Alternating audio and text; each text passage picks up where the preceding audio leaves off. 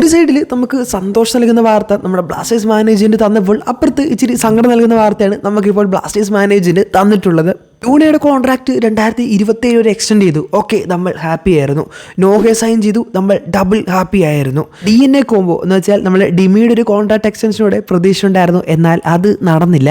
അദ്ദേഹം തന്നെ ഒഫീഷ്യലി അദ്ദേഹത്തിൻ്റെ ഇൻസ്റ്റഗ്രാം ഹാൻഡിലൂടെ ഷെയർ ആക്കിയിട്ടുണ്ടായിരുന്നു അദ്ദേഹം ഇനി ബ്ലാസ്റ്റേഴ്സിൽ തുടരില്ല എന്നുള്ളത്. നമ്മുടെ ടൈംസ് ഓഫ് ഇന്ത്യ റിപ്പോർട്ട് ചെയ്തിട്ടുണ്ടായിരുന്നു നമ്മുടെ ഡിമി എന്തുകൊണ്ടാണ് ടീം വിട്ടതെന്നുള്ളത്. അതിൻ്റെ റീസണാണ് ശരിക്കും പറഞ്ഞാൽ എന്നെ ഞെട്ടിച്ചിട്ടുണ്ടായിരുന്നു. എന്തൊക്കെയാണെങ്കിലും വീഡിയോയിലോട്ട് ഡീപ്പാക്കി എടുക്കുമ്പോൾ നമ്മുടെ ചാനൽ കണ്ട 75% ആൾക്കാർ ചാനൽ സബ്സ്ക്രൈബ് ചെയ്ത് കാണുന്നത്. സോ വീഡിയോ ഇഷ്ടപ്പെട്ടാൽ മാത്രം ഒന്ന് ചാനൽ സബ്സ്ക്രൈബ് ചെയ്യണേ. നമുക്ക് വീഡിയോ തുടർന്നേക്കാം. So times of India report ചെയ്യുന്ന പ്രകാരം നമ്മുടെ ഡിമി ടീം വിടാനുള്ള മേജർ റീസൺ ആയിട്ട് പറയുന്നത് അദ്ദേഹത്തിന് അടുത്ത വർഷം ഗെയിം ടൈം ബ്ലാസ്റ്റേഴ്സ് കിട്ടുമെന്ന് പേടിയുണ്ടെന്നാണ്. സർപ്രൈസ് ആയില്ലേ? ഞാനും സർപ്രൈസ് ആയിട്ടുണ്ടായിരുന്നു. കാരണം ഡിമിയെപ്പോലൊരു താരത്തിന് ഗെയിം ടൈം കിട്ടിയില്ലേ പിന്നെ ആർക്ക് കിട്ടാനാണ്? 3 സീസൺ ISLലും കേരള ബ്ലാസ്റ്റേഴ്സിനും വേണ്ടി കൺസിസ്റ്റൻ്റ് ആയിട്ട് ഗോൾ സ്കോർ ചെയ്യുന്നു, ഗോൾഡൻ ബൂട്ട് നേടുന്നു. അങ്ങനെ ഒരു പ്ലെയറിന് ഗെയിം ടൈം കിട്ടിയില്ലെങ്കിൽ പിന്നെ ആർക്ക് കിട്ടാനാണ്? അതുപോലെ തന്നെ അതിൽ പറഞ്ഞിട്ടുണ്ട് നമ്മുടെ ജോഷുവ തിരിച്ച് ടീമിലേക്ക് വരുന്നതുകൊണ്ട് തന്നെ അദ്ദേഹത്തിന് ഒരു പ്രയോറിറ്റി പോകുമെന്ന് സംശയമുണ്ട്. ഇവ തന്നെ പറഞ്ഞ കാര്യമായിരുന്നു നമ്മുടെ ഏപ്രിൽ മെയ് സമയമാകുമ്പോഴത്തേക്കും ജോഷുവ തിരിച്ച് ടീമിനോട് ചേരും, അടുത്ത സീസൺ ജോഷുവ കൂടി ഉണ്ടാകുമെന്നുള്ളത്.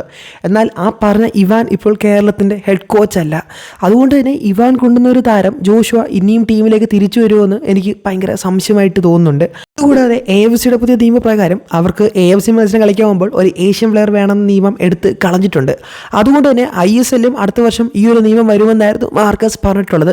എന്ന് വെച്ചാൽ ഏഷ്യൻ കോട്ട സൈനിങ് നിർബന്ധം അല്ല എന്നുള്ളത്.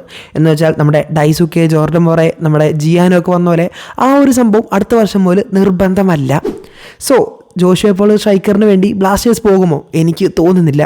പിന്നെ എന്തുകൊണ്ടാണ് ഡിമി ഇങ്ങനെ പറഞ്ഞത്? ഇനി ഡിമി ഇതിനെപ്പറ്റി അറിഞ്ഞിട്ടില്ലേ? ഒന്നും തന്നെ നമുക്കറിയത്തില്ല. എന്തൊക്കെയാണെങ്കിലും നമുക്ക് നോക്കാം. അതെ, എല്ലാ ഫാൻസിലുള്ള ഒരു സംശയമാണ് നമ്മുടെ നോഹയുടെ സൈനിങ്. ഇനി നോഹ നമ്മുടെ ഡിമിയുടെ റീപ്ലേസ്മെൻ്റ് ആയിരുന്നു, അല്ലെങ്കിൽ ലൂണയുടെ കോൺട്രാക്ട് എക്സ്റ്റൻഷൻ, അതുപോലെ ബാക്കിയുള്ള ഇനി കാര്യങ്ങളൊക്കെ ഒരു പുതിയ കോച്ചിൻ്റെ അറിവോടെയാണോ, അല്ലെങ്കിൽ പുതിയ കോച്ച് വരുന്ന മുമ്പേ ഇങ്ങനെ സൈനിങ്ങുകളും ടെർമിനേഷനും എല്ലാം നടത്തണമെന്നുള്ളത്?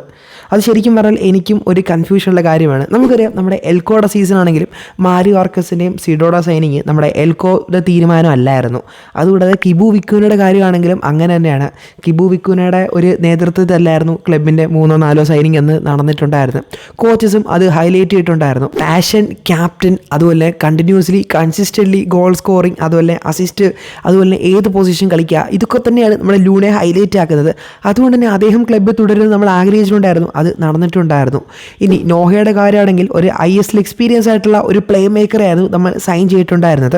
രണ്ടുപേരും നമ്മുടെ ക്ലബിനൊരു അസറ്റായിട്ടിരിക്കട്ടെ. ഇവരെ രണ്ടുപേരെയും ഒന്ന് ഹൈലൈറ്റ് ആക്കി അല്ലെങ്കിൽ ബേസ് ചെയ്ത് വേണം പുതിയൊരു കോച്ചിൻ്റെ ടാറ്റിക്സ് എന്നൊരു പ്ലാനാണോ ഇനി കരോളിസ് ഗിൻഗിസിനെന്ന് നമ്മളൊന്ന് കണ്ടു തന്നെ അറിയണം. എന്തൊക്കെയാണെങ്കിലും ഈ 2 സൈനിങ് എന്ന് വെച്ചാൽ നമ്മുടെ ലൂണയുടെ എക്സ്റ്റൻഷനും അതുപോലെ നോഹയുടെ സൈനിങ്ങും ഒരിക്കലും ഡിസപ്പോയിൻമെൻറ്റ് ആകില്ലെന്നാണ് എൻ്റെ ഒരു പ്രതീക്ഷ. കാരണം അവരുടെ റീസെൻറ്റ് പെർഫോമൻസ് തന്നെയാണ്. പുതിയ ഇന്ത്യൻ പ്ലേയേഴ്സ് വരാറുണ്ട്, കുറേ ഇന്ത്യൻ പ്ലേയേഴ്സ് പോകാനുണ്ട്, ആസ് യൂഷ്വൽ നമുക്കറിയാം. അതുകൂടാതെ നമുക്കൊരു ഭാഗ്യം എന്നുള്ളത് ഏഷ്യൻ കോട്ട സൈനിങ്ങിന് വേണ്ടി നമ്മൾ ഇനി കുറേ അങ്ങ് ബുദ്ധിമുട്ടണ്ട. കാരണം ആ ഒരു നിയമം എടുത്ത് മാറ്റിയിട്ടുണ്ട്. അതുകൊണ്ട് തന്നെ നമ്മളിനി ഒരു ഏഷ്യൻ ഡിഫൻഡറെ കൊണ്ടുവന്നാൽ ഒരു നല്ലതാണല്ലോ ഒന്നും നമ്മൾ നോക്കണ്ട. നല്ല ക്വാളിറ്റി സൈനിങ്ങൾ നമുക്ക് കണ്ടം പൂട്ടി ചെയ്യാൻ പറ്റും. ക്വാളിറ്റി സൈനിങ് ചെയ്താൽ മാത്രം മതി. എനിക്ക് തോന്നുന്നു മോഹൻ ബഗാൻ മാത്രമായിരിക്കും അടുത്ത വർഷം അവർ ഏഷ്യൻ കോട്ട സൈനിങ് നടത്തിയിട്ടുണ്ടായിരുന്ന ഒരു പ്ലെയറിനെ എക്സ്റ്റെൻഡ് ചെയ്യാൻ പോകുന്നത്. കാരണം അദ്ദേഹമാണ് അവരുടെ ഒരു നെടും തൂണ് അല്ലെങ്കിൽ ബാക്ക് ബോൺ എന്നൊക്കെ പറയുന്നത്. എന്തൊക്കെയാണെങ്കിലും നമുക്ക് അതിൻ്റെ ഒരു ആവശ്യമില്ല. ഡൈസൊക്കെ എനിക്ക് തോന്നുന്നില്ല നിൽക്കുമെന്നുള്ളത്.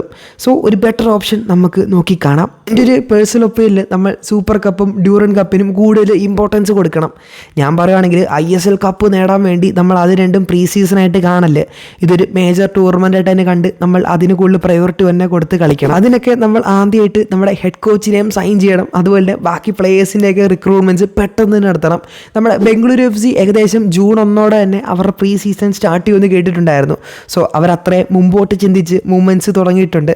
അവരുടെ ഫോറിൻ റീപ്ലേസ്മെൻറ്റ്സ് നമ്മൾ കണ്ടിട്ടുണ്ടായിരുന്നു. ഓൾറെഡി നമ്മുടെ നൊഗുവേറ അതുപോലെ പെരഡേസിനൊക്കെ സൈൻ ചെയ്തിട്ടുണ്ടായിരുന്നു.